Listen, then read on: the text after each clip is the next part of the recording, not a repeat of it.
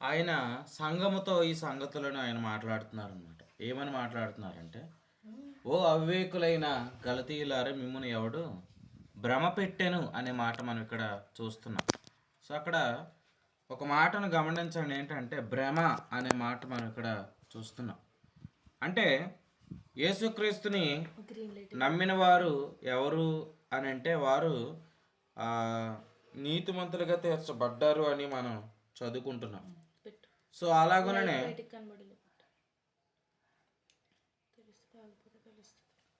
అలాగనే యేసుక్రీస్తుని విశ్వసించిన వారందరిలో కూడా పరిశుద్ధాత్మ దేవుడు ఉన్నాడనే విషయాన్ని కూడా మనం తెలుసు. మన అందరం కూడా వాటిని నేర్చుకున్నాం. ప్రభు వాటిని నేర్పించారు. అంటే యేసుక్రీస్తుని ఎవరైతే విశ్వసించిన వారందరూ కూడా ఆత్మచేత ముద్రించబడ్డారు అనే మాట మనం చూస్తున్నాం. అదే గలతీ పత్రిక 5:16 ఇలా వ్రాయబడింది ఏంటంటే, ఆత్మానుసారంగా నడుచుకుని అన్నాడు అనమాట. అంటే అర్థం ఏంటంటే, మీరు ఆత్మ ఉన్నాడని చెప్పకనే ఆయన చెప్పాడు. అంత మాత్రమే కాదు, గలతీ పత్రిక 4:6 మరియు మీరు కుమారులై ఉన్నందున నాయనా తండ్రి అని మొరపెట్టు తన కుమారుని ఆత్మను దేవుడు మన హృదయంలోనికి పంపాను అన్నాడు అనమాట. అంటే గలతీయుల్లో ఉన్న సంఘంలో ఉన్న వారందరిలో కూడా ఎవరున్నారు? పరిశుద్ధాత్మ దేవుడు ఉన్నాడు. మీరు ఆత్మచేత ముద్రించబడ్డారనే మాటలు వారితో ఆయన మాట్లాడారనమాట. అయితే అట్లాంటి సంఘములో ఏం కలిగిందంట? ఆ సంఘానికి భ్రమ కలిగిందంట. నిజంగా ఒక మాట ఆలోచన చేయండి, ఏంటనంటే సంఘంలో ఉన్న భ్రమ ఈరోజు నేటి కాలంలో కూడా సంఘానికి ఏం కలుగుతుందంటే ఒక భ్రమ కలుగుతుంది అనమాట. ఈరోజు జాగ్రత్తగా ఆ విషయాన్ని మనం ఏంటనేది తెలుసుకుందాం. తెలుసుకొని ఖచ్చితంగా ప్రభు ఆయన మనకు నేర్పించే సంగతులను బట్టి మనం ఆదరణ పొందుతాం. ఒకసారి గలతీ పత్రిక 3:5 చదవండి. ఆత్మను మీకు అనుగ్రహించి మీలో అద్భుతములు చేయించువాడు ధర్మశాస్త్ర సంబంధ క్రియల వలన లేక విశ్వాసముతో వినుట వలన చేయించుచున్నాడు. ఈ మాట చూడండి, ఆత్మను మీకు అనుగ్రహించి అన్నాడు అనమాట. అంటే ఈ గలతీయ సంఘంతో ఆయన దృఢపరుస్తున్న ఒక సాక్ష్యం ఏంటి అని అంటే, పరిశుద్ధాత్మ దేవుడు మీలో ఉన్నాడు అని ఆయన అన్నాడు అనమాట. ఆత్మ మీలో ఉన్నాడు కనుక మీరు భ్రమపడవలసిన వారు కాదు, మీరు మోసపోవలసిన వారు కారు. ఒకప్పుడు మనం అందరం కూడా మోసపోయిన వారమే, కానీ ఇప్పుడైతే ఆయన మనల్ని మోసంలో విడిపించి ఏం చేశాడనంటే, ఆయన సంఘముగా చేశాడు, ఆత్మచేత ముద్రించాడు, ఆయన సంగతులను మనకు బయలుపరిచాడు. అయినా కూడా గలతీలో ఉన్న సంఘంలో ఏం కనబడుతుందంటే ఒక భ్రమ. నిజంగా నేటి కాలంలో ఆ భ్రమపరిచే ఆత్మ చేత ఏం జరుగుతుందనేది మనం గమనించాలి. ఎందుకనంటే పరమగీత గ్రంథంలో ఇలా వ్రాయబడింది ఏంటంటే, ద్రాక్ష తోటలు చెరుపుతున్న ఆ నక్కను పట్టుకుని అన్నాడు అనమాట. ద్రాక్ష తోటలను చెరుపు నక్కలను పట్టుకొనిడి అన్నాడు అనమాట. అంటే అసలు చాలామంది ఏమనుకుంటున్నారు అంటే, మేము అంత బాగానే ఉంది అనుకుంటున్నారు, కానీ వాస్తవానికి ఈరోజు నిన్నటి వర్తమానం ద్వారా ప్రభువుని మనం ఒక మాట గమనించాం. ఏంటంటే ఈరోజు సంఘాల్లో ప్రభు లేడు, కానీ ఎలా వ్యవహరిస్తున్నారని అంటే, మా సంఘంలో ప్రభు ఉన్నాడు, లేకపోతే మా సంఘంలో ఇవన్నీ ఉన్నాయి అనే మాట మనం గమనిస్తున్నాం అనమాట. దానిని ఏమన్నాడంటే భ్రమ. ఒకసారి యోహాను సువార్తలు, యోహాను మొదటి పత్రికలో కొన్ని సంగతులు ఆలోచిద్దాం రండి. యోహాను మొదటి పత్రిక 4:6 చదువుకుందాం. యోహాను రాసిన మొదటి పత్రిక 4:6 చదవండి. ఎవరైనా చదవండి.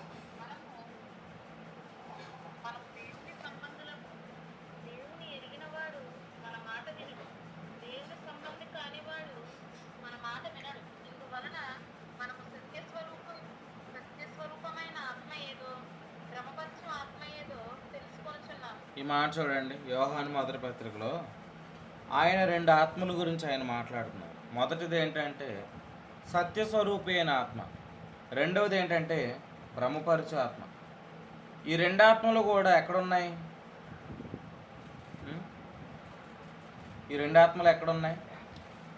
భూమి మీద ఉన్నాయి. ఇప్పుడు మీరు చూడండి, బ్రహ్మపరిచే ఆత్మ ఎక్కడుంది? భూమి మీద ఉంది. సత్యస్వరూపి అయిన ఆత్మ ఎక్కడున్నారు? మనలోనే ఉన్నారు. అంటే రెండు ఎక్కడున్నాయంటే భూమి మీదే ఉన్నాయి. కారణం ఏంటంటే సంఘం ఎక్కడుంది? సంఘం ఇప్పుడు ఎక్కడుందంటే భూమి మీదే ఉంది. సో అందుకే ఇలా వ్రాసారనమాట. ఏంటంటే రెండు ఆత్మలు ఉన్నాయి. అయితే మనము ఏం చేయమన్నాడు ఆయన? తెలుసుకోవాలన్నాడు అనమాట. అసలు 4వ అధ్యాయం 1వ వచనంలో ఇలా అన్నాడు ఏంటంటే, ప్రతి ఆత్మలో నమ్మక ఆ ఆత్మలు దేవుని సంబంధమైనవో కావో పరీక్షించండి అన్నాడు అనమాట. అంటే ఎవరు ఏ ఆత్మ చేత నడిపించబడుతున్నారనే విషయం ఖచ్చితంగా మనం తెలుసుకోవాలి. భ్రమపరిచే ఆత్మ చేత నడిపించబడుతున్న వారిని వెంబడించామనుకోండి, ఏమవుతాం? మనము కూడా భ్రమపరచబడతాం, మనము కూడా మోసపోతాం. అదే సత్యస్వరూపే ఆత్మ చేత నడిపించబడితే ఏమవుతాం? గలతీ పత్రిక 5:22 అయితే ఆత్మ ఫలమేమనగా అంటే మన జీవితంలో ఫలమును చూస్తాం. అంటే ఏ ఆత్మ చేత నడిపించబడితే ఆ ఫలాన్ని మనం చూస్తాం. భ్రమపరిచే ఆత్మ ద్వారా నడిపించబడితే అక్కడ ఫలం ఉంది. చూడండి, అది మరణార్థమైన ఫలము. దుష్టుని మార్గములు నాశనమునకు నడుపును అన్నాడు అనమాట. అంటే అది నాశనమే. కానీ అదే సత్యస్వరూపైన ఆత్మచేత, పరిశుద్ధ ఆత్మచేత నడిపించబడితే మన జీవితంలో ఆత్మ యొక్క ఫలం అనగా ప్రేమ మనలో మనం చూడగలుగుతాం అనమాట. అందుకే మనం ఏ ఆత్మచేత నడిపించబడుతున్నాం అనేది ఖచ్చితంగా చెక్ చేయాలి. ఎవరు ఏ ఆత్మచేత నడిపించబడుతున్నారనేది మనం వివేచించాలన్నమాట. సో రెండు ఆత్మల గురించి మనం ఆలోచన చేస్తున్నాం. ఒకటి బ్రహ్మపరిచే ఆత్మ, ఇంకోటి సత్యస్వరూపి అయిన ఆత్మ. ఈ కాలమందు ఆయన ఉద్దేశం ఏంటి అని అడిగితే, అంత్యదినముల యందు నేను నా ఆత్మను కుమ్మరించేస్తాను అన్నాడు అనమాట. అంటే దేవుని చిత్తం ఏంటి? ఈ కాలమందు ఆయన ఆత్మను కుమ్మరించాడంటే ఈ కాలమందు ఆయన ఆత్మ చేత నడిపించబడాలని ఆయన కోరుకుంటున్నాడు. అంటే ఆత్మ ప్రభావం ఈ కాలమందు ఉండాలి. ఆత్మ యొక్క తీవ్రత ఈ కాలమందు కనబడాలనేది దేవుని చిత్తం. నిజంగా ఆలోచించండి. ఈరోజు ఆత్మ ఏమయ్యారంటే కనుమరిగారనమాట. అందుకే ఒకసారి ప్రకటన గ్రంథంలో ఒక సంఘం ఏం చేసింది తెలుసా? ప్రభుని తలుపు దగ్గర పెట్టిందంట. అసలు ప్రభుని తలుపు దగ్గర పరిశుద్ధాత్మ దేవుడు పెడతాడా? చెప్పండి. నిన్న చదువుకున్న వాక్యంలో ఒక మాట జ్ఞాపకం చేస్తాం. పరిశుద్ధాత్మ దేవుని యొక్క పని ఏంటి? యోహాను సువార్త అక్క చదవండి అక్క, చెప్పండి అక్క.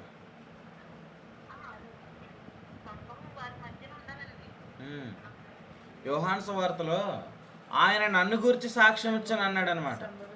సో రెండోది ఏంటి? సంభవింపు సంగతులను సాక్ష్యం ఇస్తాడని ఉంది. అంటే ఆయన నన్ను గురించి, అసలు పరిశుద్ధాత్ముడు సాక్ష్యం ఇచ్చేది ఎవరి గురించి? యేసుక్రీస్తు ప్రభువు వారి గురించి. అట్లాంటి ప్రభువునే లవోదికీయ సంఘం ఎక్కడెట్టింది? తలుపు దగ్గర పెట్టింది. ఇప్పుడు తలుపు దగ్గర నెట్టిందంటే ఆ సంఘము ఆత్మచేత నడిపించబడుతుందా? ఆత్మచేత నడిపించబడతలేదా? ఆత్మచేత నడిపించబడట్లేదు. కానీ ఆ సంఘం ఆత్మచేత నడిపించబడతలేదు అని అంటే ఆ సంఘం దేని చేత నడిపించబడుతుందో తెలుసా? ఆ సంఘం బ్రహ్మపరిచే ఆత్మచేత నడిపించబడుతుంది. అంటే సంఘకాలంలోనే రెండు ఆత్మలు పనిచేస్తున్నాయి కదా. ఒకటి బ్రహ్మపరిచే ఆత్మ, ఇంకోటి సత్యస్వరూపి అయిన ఆత్మ. మీరు ఆలోచించేయండి. ఏంటనంటే అదే పైన ఒక సంఘం ఉంది, ఏంటంటే ఫిలదెల్ఫియా ఆ సంఘం అని కూడా మనం చూస్తున్నాం. ఆ సంఘం ఏం చేస్తున్నానంటే 8వ వచనంలో, ప్రకటన గ్రంథం 3:8వ వచనంలో, నీ క్రియలను నేను ఎరుగుదును, నీకున్న శక్తి కొంచెమై ఉండెను, నీవు నా వాక్యమును గైకొని నా నామము ఎరుగననలేదు, ఇదిగో తలుపు నీ ఎదుట తీసి ఉంచి ఉన్నాను, దానిని ఎవడునో వెయ్యనేరడు అన్నాడు అనమాట. ఈ మాట చూడండి. ఈ సంఘం ఏం చేస్తుందంటే, నీకున్న శక్తి కొంచెమై ఉండెను, నీవు నా వాక్యమును గైకొని నా నామము ఎరుగననలేదు. అంటే ఈ సంఘంలో ఎవరున్నారు? వాక్యం ఉంది. వాక్యం ఉందంటే ఎవరున్నారు? సంఘంలో ప్రభు ఉన్నాడు. చూడండి, ఈ సంఘంలో ప్రభు ఉన్నాడు అంటే అక్కడ ఎవరు పని చేస్తున్నారని? అక్కడ ఆత్మ పని చేస్తున్నాడు. ఏ ఆత్మ? పరిశుద్ధాత్మ దేవుడు అక్కడ పని చేస్తున్నాడు. కానీ లవోదికీయ సంఘంలో ఎవరు లేరు? ప్రభు లేడు. కానీ అక్కడ ఆ ప్రభు లేడు అని అంటే మీరు అర్థం చేసుకోవాలి, అక్కడ పని చేస్తుంది పరిశుద్ధాత్మ దేవుడు ఖచ్చితంగా కాదని. సంఘాలలో ప్రభు కనబడకపోతే అక్కడ ఆత్మ పని చేయట్లేదని అర్థం. నిజంగా అట్లాంటి చోట్ల ఉండకపోవడమే మంచిది. అది మనకి క్షేమము. ఎక్కడ ఆత్మ నడిపింపు ఉందో అక్కడ క్షేమం దొరుకుతుంది తప్ప ఆత్మ నడిపింపు లేని చోట ఖచ్చితంగా క్షేమం దొరకదు. ఎందుకంటే ఆత్మ నడిపింపు లేని చోట అక్కడ ఎవరు పని చేస్తున్నారు? ఖచ్చితంగా భ్రమపరిచే ఆత్మ పని చేస్తున్నాడు. ఆ ఆత్మ ఎక్కడైతే పని చేస్తున్నాడో అక్కడ ఉన్న వారందరూ కూడా ఎలా ఉంటారని అంటే వారు పరుగు ఆగిపోయిందనమాట. వారు దాసులుగా జీవిస్తారు. ఇలా చెప్తాను ఏంటంటే వారు పాపంలోనే ఉంటారనమాట, పాపం చేస్తారు.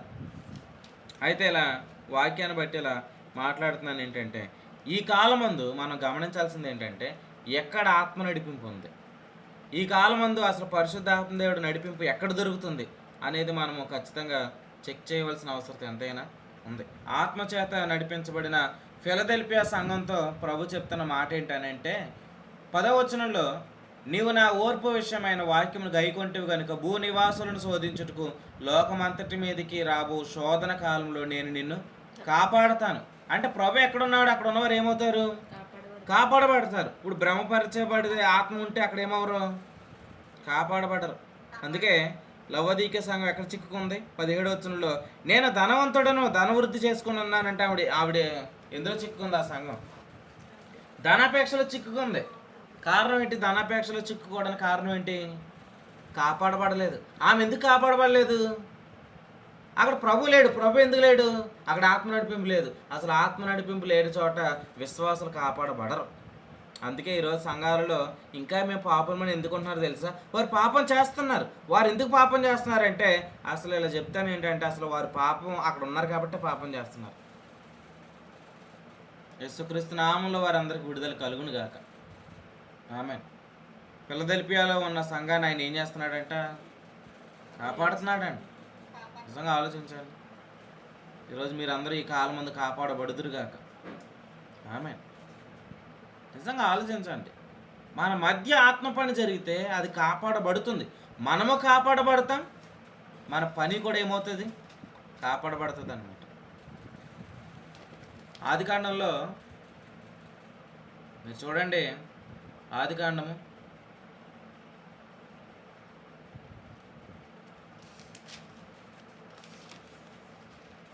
7వ అధ్యాయము 1వ వచనం చదవండి. ఆదికాండం 7వ అధ్యాయం 1వ వచనం.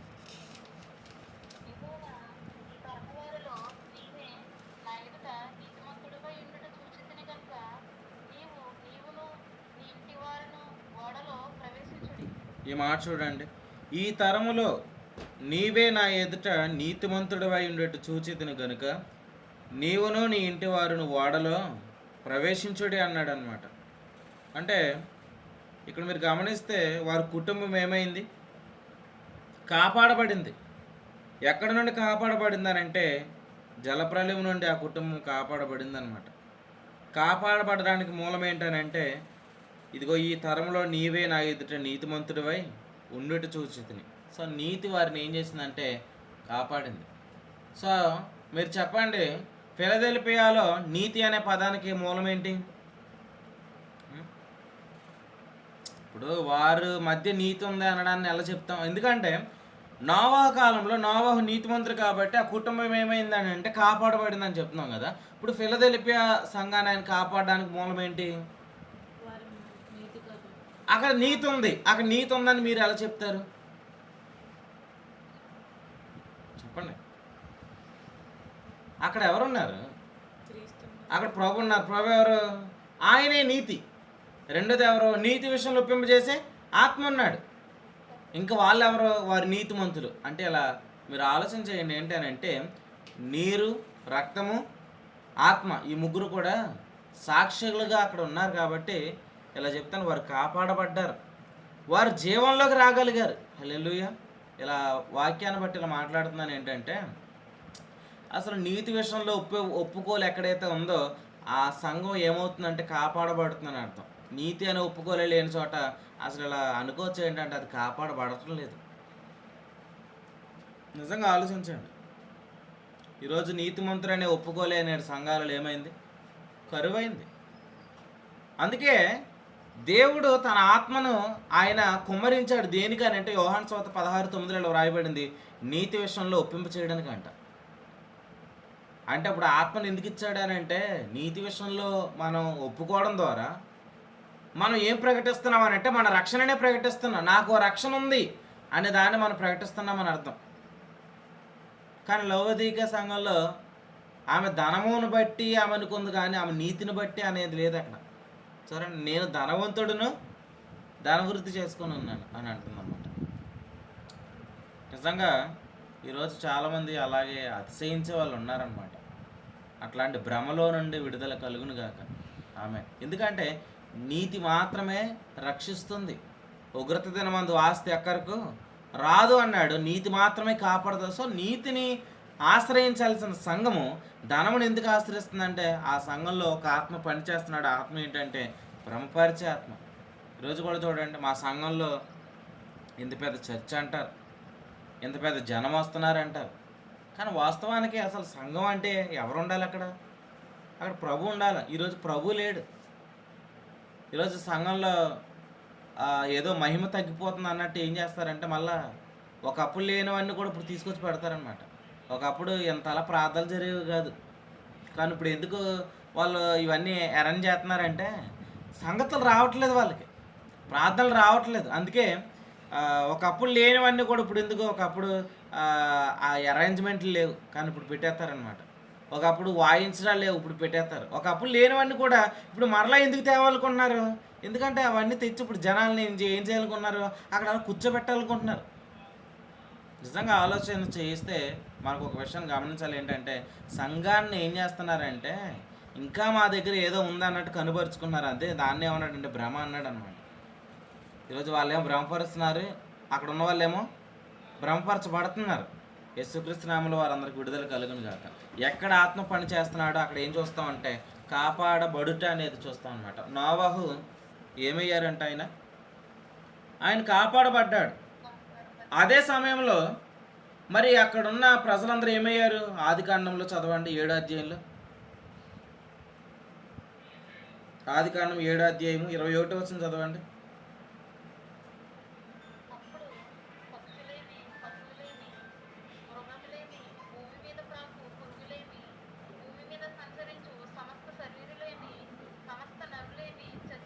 ఈ మాట చూడండి, ఏమయ్యారంట? సమస్త శరీరులేమి, సమస్త నరులేమి, అందరూ ఏమయ్యారు? చచ్చిపోయారంటే కాపాడబడ్డారా? కాపాడబడలేదు. కాపాడబడలేదు. కాపాడబడకపోవడానికి మూలం ఏంటండి?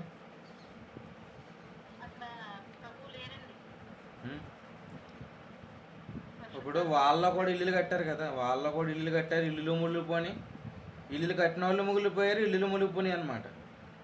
అంటే వారు చనిపోయారు, మరణము అనేది కలుగుతుందని అంటే వాస్తవానికి అక్కడ ఆత్మ నడిపింపు లేదు. కానీ నోవహు వాడు ఏమైందంటానంటే అది నీటి మీద నడిచింది. నిజంగా ఎంత ఆశ్చర్యం అని అడిగితే ఒక మాట మీరు గుర్తుపెట్టుకోండి, ఆత్మ నడిపింపు కలిగే చోట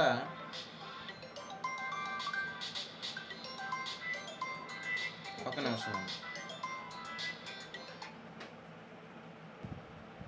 గమనించండి. ఎందుకంటే ఇప్పుడు ఈరోజు మీరు ఆలోచన చేయండి, ఏంటంటే విశ్వాసులు మేము పడిపోతున్నామని మాట్లాడుతున్నారు కదా. ప్రార్థన చేస్తున్నప్పుడే చాలామంది ఏమంటున్నారంటే, చాలామంది ప్రార్థనలు ఏంటంటే మేము పరిశుద్ధంగా బ్రతకలేకపోతున్నామండి, మేము జీవించలేకపోతున్నామండి, లేకపోతే మా వల్ల కావట్లేదండి. ఇట్లాంటి ప్రార్థనలు మనం వింటున్నప్పుడు అర్థం చేసుకోవాలి ఏంటంటే అసలు వాళ్ళ జీవితంలో మరణమే కనబడుతుంది. వారు ఏదో విషయంలో పడిపోతూ ఉన్నారంటే వాస్తవానికి వారు వెళ్ళే చర్చ ఏం కాదని, సరైనది కాదని.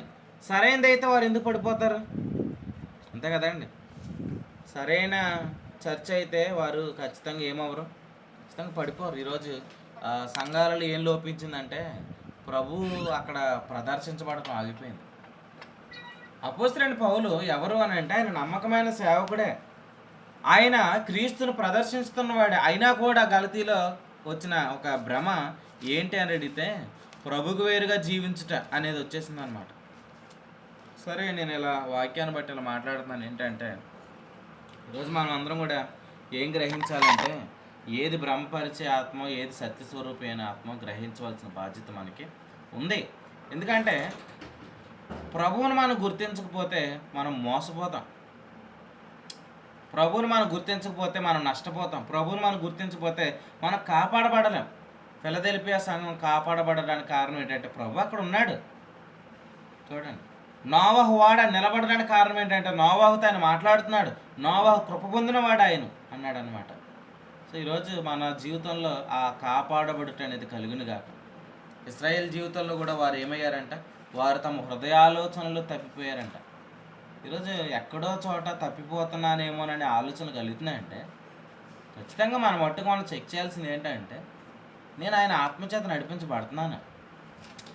ఇట్లా చెక్ చేసుకున్నప్పుడే మనం అందరం కూడా ఏం చేయగలుగుతాం అంటే మన మట్టుకు మనం సరైన ఆ రూట్లోకి రాగలుగుతాం అనమాట. ఈ కాలమందు దేవుని ఆత్మచేత నడిపించబడుట అనే అనుభవం సమృద్ధిగా కలగాలి. చూడండి, ఈ కాలమందు ఆత్మచేత నడిపించబడేవారు అనేకులు లేవాలి. అనేకులు లేవాలంటే ఖచ్చితంగా ఈ వాక్యం ఏమవ్వాలంటే ఈ వాక్యం ప్రకటన జరగాల. ఈరోజు ధర్మశాస్త్రం చెప్పి ఆత్మ పని చేయకుండా ఆపేస్తున్న వాళ్ళు అనేకులు ఉన్నారండి. ధర్మశాస్త్రం చెప్పి అసలు ఆత్మ పని చేయట్లేదు. ఇంకా ఈరోజు ప్రార్థన చేస్తున్నప్పుడు కూడా ఏం ప్రార్థన చేయాలో కూడా అర్థం కావట్లేదు. వాక్యం చెప్తున్నారు కానీ ఏ వాక్యం చెప్పాలో కూడా వాళ్ళకి తెలియట్లేదు. వాళ్ళు ఏదేదో ఆ యూట్యూబ్లో ఆ న్యూస్లు అవి పట్టుకుని ఎందుకు ఉండిపోతున్నారంటే సంగతులు రావట్లేదు. ఇకపోతే అనుభవం ఏర్పడింది అనమాట. ప్రభావం వారిలో నుండి పోయింది అన్నట్టు ఉందన్నమాట. ఈరోజు వాక్యాలలో శక్తివంతమైన ఆరాధన అంటున్నారు, బలమైన ఆరాధన అంటున్నారు. అంటే బలమైన ఆరాధన అంటే ఏంటంటే వీళ్ళు పాట పాడుతుంటే వెనకాల బలంగా మ్యూజిక్ కొట్టడం అన్నట్టు ఉందన్నమాట. శక్తివంతమైన ఆరాధన అంటే ఎక్కువ మంది రావడమే శక్తివంతమైన ఆరాధన. అసలు ఇలా చెప్తాను ఏంటంటే అసలు ఒక బలమైన ఆరాధన అంటే ఏంటి, శక్తివంతమైన ఆరాధన అంటే ఏంటి అని అడిగితే ఇలా వాక్యాన్ని బట్టి ఇలా మాట్లాడుతాను. ఆత్మ ఎక్కడ పని చేస్తున్నాడో అది బలమైన ఆరాధన. నిజంగా ఆలోచించండి. ఎందుకంటే ఆ ఆత్మ శక్తియు అన్నాడు అనమాట. ప్రేమ ఇంద్రియ నిగ్రహం గల ఆత్మ. అపస్సుగా 2 బలమైన వేగము వంటి గల ఆత్మ. ఇంత బలం కలిగిన ఆత్మ ఎక్కడ పనిచేస్తాడో అక్కడ జరిగే ఆరాధన బలమైన ఆరాధన. ఈరోజు ధర్మశాస్త్రం ఎక్కడ ప్రకటన పడుతుంది, అక్కడ ఆత్మ ఏమైపోయాడు అని అంటే ఆత్మ వారిలో ఉన్నాడు కానీ ఆత్మ వారిలో ఏం చేయట్లేదు, పని చేయట్లేదు. ఇప్పుడు ధర్మశాస్త్ర సంబంధమైన బోధ ఎంత చోట్ల ఉందో కూడా అక్కడ ఆత్మ ఉన్నాడు కానీ ఆత్మ ఏం చేయట్లేదు, పని చేయట్లేదు. ఆత్మ పని చేయకపోతే ఖచ్చితంగా అక్కడ ఎవరు పని చేస్తున్నారు? భ్రష్టాత్మ పని చేస్తున్నాడు. భ్రష్టాత్మ పని చేస్తే అక్కడ మనకి ఎవరు కనుమరుగవుతారు? ప్రభు కనుమరుగవుతాడు. ప్రభు కనుమరుగైతే మనం ఏం చేయలేం? కాపాడబడలేం. యేసుక్రీస్తు నామంలో ఆ ఆత్మకు ఏం కలగాలంటే ముగింపు పలకాల. నిజంగా ఆలోచించండి. ఏంటంటే ఆ ఆత్మకు మనం అందరం కూడా ఏం చేయాలంటే అడ్డుకట్లు వేయాలి. యేసుక్రీస్తు పని చేసిన కాలంలో మీరు ఆలోచన చేస్తే, మీరు బైబిల్ చదువుతున్నప్పుడు మీకు అర్థం కావాలి ఏంటంటే అప్పటికీ కూడా దెయ్యాలు ఉన్నాయి కదా. కానీ యేసుక్రీస్తు దెయ్యాలు పోవును కాక అనగానే దెయ్యాలు ఏమైనాయి చెప్పండి? దెయ్యాలు పోయాయి. దెయ్యాలు ఎందుకు పోయినాయండి?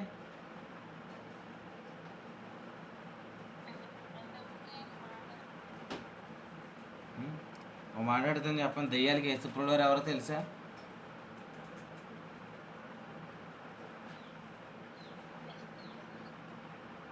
చందు అక్క,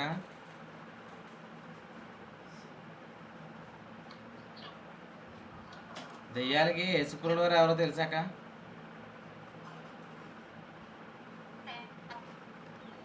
తెలీదంటారా? తెలిసేమనుకుంటున్నారక్క? దెయ్యాలు తెలుసండి. దెయ్యాలు ఎదురుపడే అన్నాయి, నువ్వు దేవుని కుమారుడు అయినా యేసు అని మాకు తెలుసు అన్నాయి అనమాట. అంటే దెయ్యాలకి ప్రభు ఎవరో తెలుసు కాబట్టి పొమ్మనగానే పోయాయి. ఇప్పుడు ఇలా చెప్తాను, మనం ఎవరో దెయ్యాలకి కనబడితే చాలండి, దెయ్యాలు అక్కడ నిలవనే. భ్రష్టాత్మ అనేది ఏమవుతుంది అని అంటే మనం ఉన్న కాలంలో అది పని చేయకూడదంటే ఇలా చెప్పిన అసలు యేసుప్రభువు వారు ఆయన ఉన్న కాలంలో ఆ దుష్టుడికి అవకాశం దొరకలేదు కదా. అలాగనే ప్రభు ఈ కాలం మందు మనల్ని అందరూ కూడా ఆయన వాడుకోబోతున్నాడు అన్నమాట. ప్రభు అలాగ మనల్ని అందరూ కూడా బలపరచును గాక. ఆమె చిన్న కూడిక అనేది ఉందండి, ఆ కూడికి మేము వెళ్తున్నాం. సో మాట గమనించండి. కాబట్టి భ్రమపడే ఆత్మకు ముగింపు కలగాల, పరిశుద్ధాత్మకు అవకాశం సమృద్ధిగా కలుగును గాక. ఆమె ప్రార్థన చేసుకుందాం.